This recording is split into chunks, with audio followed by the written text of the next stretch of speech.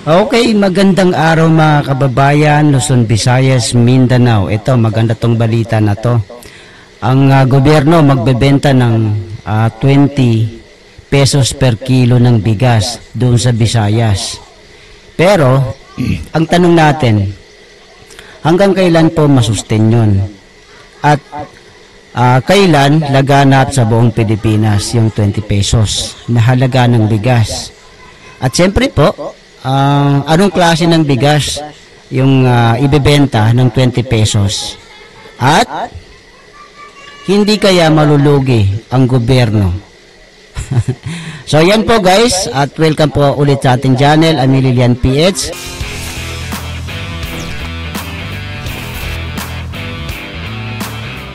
Inanunsyo ni DA Secretary Francisco Chu Laurel yung order nga ni Pangulong Marcos Jr. Kaugnay nga po dito sa pagpapatupad ng 20 pesos per kilo ng bigas. Diyan po magsisimula sa Visayas. Ano ho ba ang inyo pong masasabi dito sa naging hakbang ng Pangulo?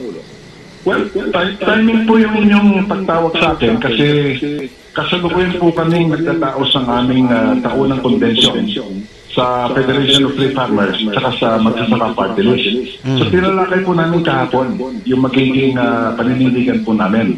Ang una po namin opinion po dyan ay welcome namin itong announcement na ipatutupad itong 20 pesos per kilo na bigas. Ibibenta po yan ng National Food Authority sa mga identified na mga kababayan po natin na mga ilangan po ng subsidy starting in the Visayas. Okay, so number one, mabuti po yan kasi makakatulong po sa mahirap natin. But the second question is number two, how long can the government sustain that kind of a subsidy? Yun. Initial po namin complication to produce 1 kilo of rice na ibibenta mo ng 20 pesos.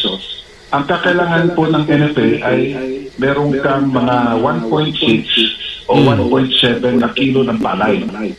Na pinipili po ng NFA yan, let's say at 23 pesos per kilo. So if you need 1.6 or 1.7 kilos of palay na pinipili at 23 per kilo, you need, the government gagastos po ng 37 pesos to produce 1 kilo of rice na ibibenta ngayon at 20. So, ibig sabihin, magkakaroon po ng subsidy o pagkalugi ang gobyerno po natin, bawat kilo na ibibenta ng 17 pesos. Ayun ang sabi natin. So, i-multiply that. Hindi natin alam kung ilang mga targeted beneficiaries sa Visayas.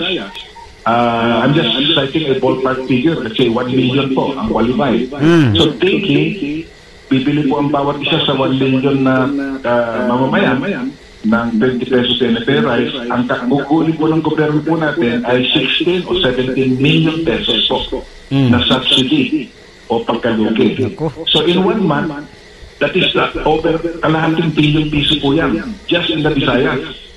O in 1 year, naku po, that will be siguro 6 billion pesos maybe in 1 year just in the Visayas. Nako. Represents that the whole country. So, magkano kakailangan ng NFA? Tens of billions of pesos in order to sustain that 20 pesos rice. So, I think the other aspect nito na hindi pa masyado malinaw, na-consider na rin po ba ng NFA at saka ng DA yung potential po na impact nito sa presyo po ng palay. At least, binibili po ang karamihan ng ating private sector. Kasi ang 20 pesos po na bigas, ang katumbas po niyan na presyo ng palay, 10 piso bawat kilo.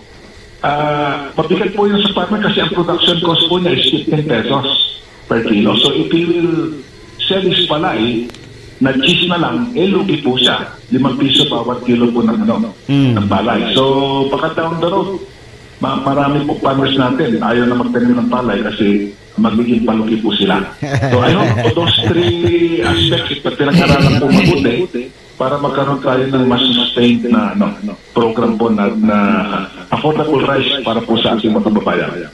Opo. At marami din nagtatanong, Sir Doc, kung bakit sa Visayas, hindi ba sa Mindanao nagsimula o dito po sa Luzon nagsimula yung pilot implementation nga po nitong 20 pesos per kilo na bigas?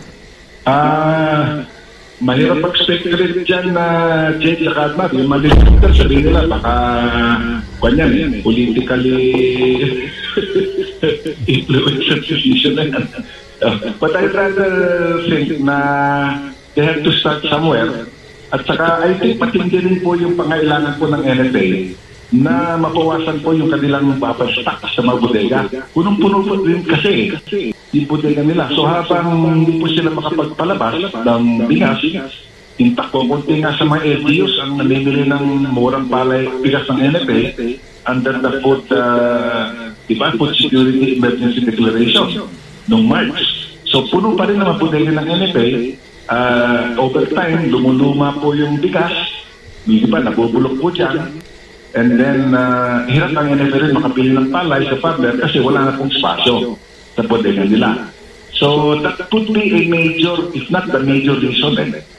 Mismo ni Secretary Lord na nabasa ko, inaamin niya, malaking problema nila yung congestion po ng mga bodega ng NFA. So mahirap sila mamili ng palay sa farmer natin at over time, nagiging lumuluma po yung mga bigas, nag-deteriorate at baka po lalong malugi pong gobyerno natin. Opo. So malinaw, Sir Montemayor, na lahat po ng bigas na ibebenta sa 20 pesos per kilo ay NFA rice at wala pong imported rice po doon. Yeah, kasi ang stocks naman kasi ng NFA, by law, galing lang talaga sa domestic po natin sa domestic production. Wala po sa ating mga magsasaka mismo.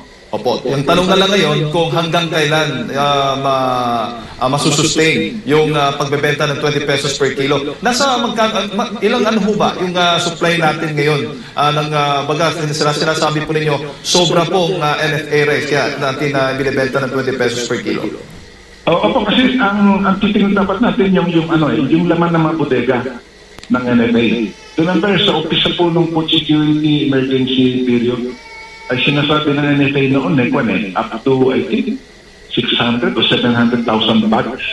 Wow. Ang gusto nilang ipalabas, i-offer po sa mga LGU at 33 pesos per kilo. So, I think the other aspect nito na hindi pa masyado malinaw, na-consider na rin po ba ng NFA at saka ng DA yung potential po na impact nito sa presyo po ng palay. At which binibili po ang karamihan ng ating private sector. Kasi ang 20 pesos po na bigas, ang katubas po niyan na presyo ng palay, 10 piso bawat kilo. Mabigat po yun sa farmer kasi ang production cost po niya is 15 pesos per kilo. So if he will sell his palay, na cheese na lang, lugi po siya. 5 piso bawat kilo po ng palay. So, baka down the road, marami po farmers natin ayaw na magtanim ng palay kasi magiging palugi po sila. So, I hope those three aspects na pinag-aralan po mabuti para magkaroon tayo ng mas sustained na program po na affordable rice para po sa ating mga kababayan. Opo. At marami din nagtatanong, Sir Ginardo, kung bakit sa Visayas, hindi ba sa Mindanao nagsimula o dito po sa Luzon nagsimula yung pilot implementation nga po nitong 20 pesos per kilo na bigas? Mahirap mag-speculate dyan na Jade sa Kadmar. Yung maliligtan, sabihin nila, baka kanyan, politically influential decision na yan. But I'd rather think na they have to start somewhere. At saka, I think matindi rin po yung pangailangan po ng NFA na mapawasan po yung kanilang babastock sa mga bodega. Punong-puno po rin kasi yung bodega nila. So habang hindi po sila makapagpalabas ng bigas, intak po konti nga sa mga LGUs ang namimili ng murang palay bigas ng NFA under the food, Food Security Emergency Declaration noong March. So puno pa rin ang mga bodega ng NFA. Over time, lumuluma po yung bigas, nabubulok po dyan, and then hirap ang NFA rin makapili ng palay sa farmer kasi wala na pong spasyo sa bodega nila. So that could be a major, if not the major reason. Mismo ni Secretary Lord na nabasa ko, inaamin niya, malaking problema nila yung congestion po ng mga bodega ng NFA. So mahirap sila mamili ng palay sa farmer natin at over time, nagiging mas lumuluma po yung mga bigas, nag-deteriorate, at baka po lalong malugi po gobyerno natin. Opo. So malinaw, Sir Montemayor, na lahat po ng bigas na ibebenta sa 20 pesos per kilo ay NFA rice at wala pong imported rice po doon. Yan, kasi ang stocks naman kasi ng NFA, Pailo, galing lang talaga sa domestic po natin sa domestic production. Wala po sa ating mga magsasaka. Opo. Yung tanong na lang ngayon kung hanggang kailan masusustain yung pagbebenta ng 20 pesos per kilo. Nasa ilang ano ho ba yung supply natin ngayon ng bagas? Sinasabi po ninyo, sobra pong NFA rice kaya natin binibenta ng 20 pesos per kilo. Opo, kasi ang titingnan dapat natin yung laman ng mga bodega ng NFA. Remember, sa umpisa po nung food security emergency period, ay sinasabi ng NFA noon up to, I think, 600 o 700,000 bags. Wow. Ang gusto nilang ipalabas, i-offer po sa mga LGU at 33 pesos per kilo.